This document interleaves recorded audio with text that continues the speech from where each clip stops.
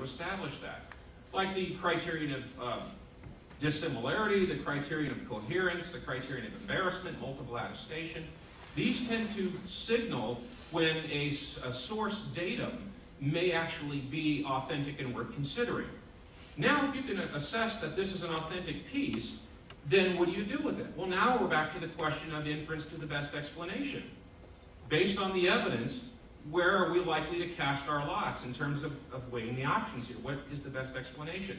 Now, let me make a couple of subpoints here. First of all, I think a predisposition towards naturalistic alternatives is a good position to be in. I'm an equal opportunity critic.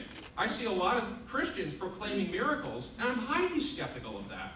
I don't think when the tent revivals come into town that people are being healed left and right. I think there are problems or better explanations for what's going on there.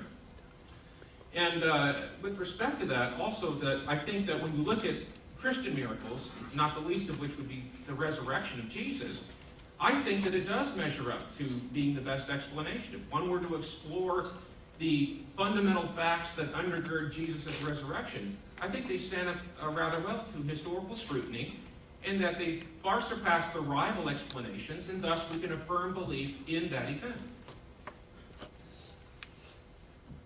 I have nothing to add to that other than my Jewish friends say the exact same thing, and I do my Muslim friends. Okay, I think we'll give you guys the last word, if you think, unless you have something to add. I mean, yeah, okay. I have the same response, basically. Everyone says the exact same thing. So, I mean, again, you know, what makes you think that yours is better? Your reasons for believing in your God is better. Are you wanting the specific evidence for the resurrection? Is that what you're asking? Yeah, we don't need to get into a historicity. I just gave you the criteria. It's if you want to know about what makes an inference to the best explanation, best explanatory power and scope, least ad hoc, I mean, there are these devices put into place by which we would weigh various options and draw a conclusion. And I'm okay if Jews and Muslims use the same device. I'm happy with discussing the merits of the case. Okay, I think that's as good of a place as any to stop the main portion of this event. At this point, we're going to open things up to the audience for a Q&A. You can bring the lights up.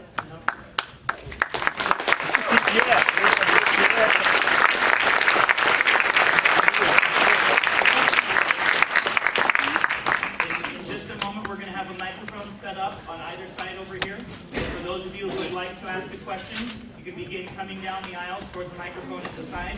A couple of brief comments before we get started.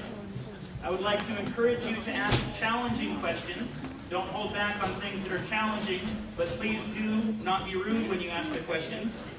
Also, this is an opportunity for you to ask questions, not an opportunity for you to chime in on the things that have been said in other ways. So please keep your questions, please keep the preface to them down to about 30 seconds.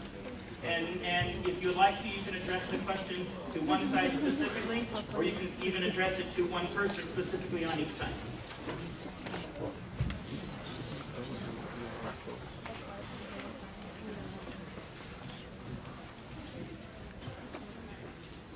Yeah, I've got about 50 questions, but I got 30 seconds, so I'll limit it to one to the atheism side. Thank you guys for being here. Thank you for having this.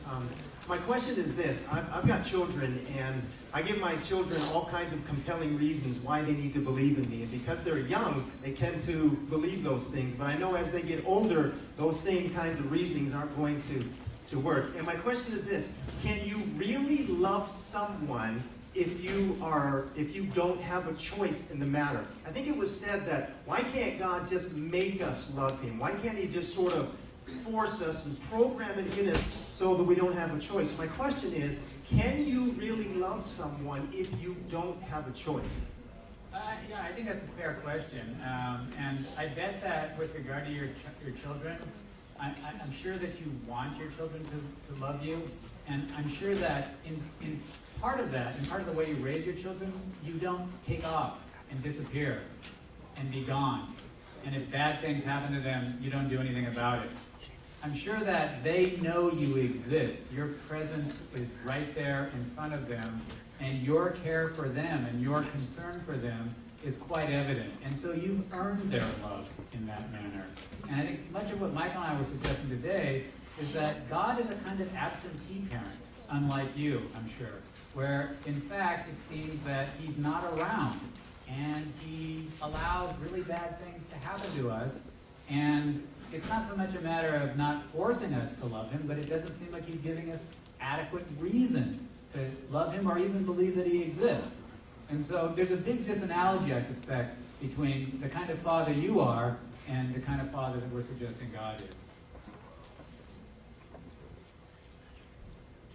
Are we to reply to that? If you'd like to briefly, you may. Oh, well, of course, the parental presence is not a sufficient condition for amassing their undying love for you, too. I mean, we have lots of parents who are present, and the children are chafed by that. They may even go and file for emancipation, in which case they create distance. I don't think I have anything else to add. Okay. Okay, we're gonna try to get in as many questions as we can, so we'll go ahead and move on. My question is for Mr. Guthrie.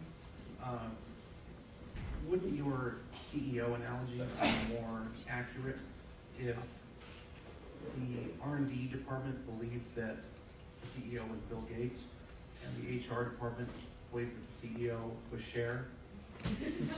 And as far as anybody can remember, nobody's ever actually seen the CEO come to any of the parties, and it's equally plausible that all decisions are made by a board of directors and there is no CEO.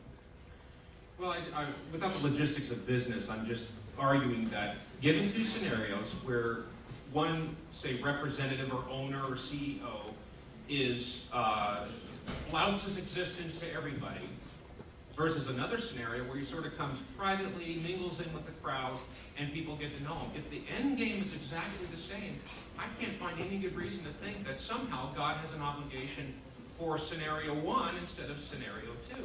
If God's interest is only to acquire people to have a relationship with him, he's relatively indifferent whether you have the propositional knowledge God exists.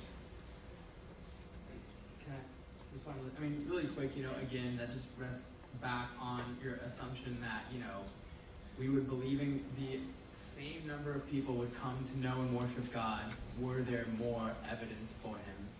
And I just think that's a preposterous presumption. It comes down to that. Really thinking that more evidence leads to the same number of believers is preposterous. It's preposterous both ways, because it's a purely speculative idea. No, but okay. Leave me outside. My question is this one. Just a precursor to my question.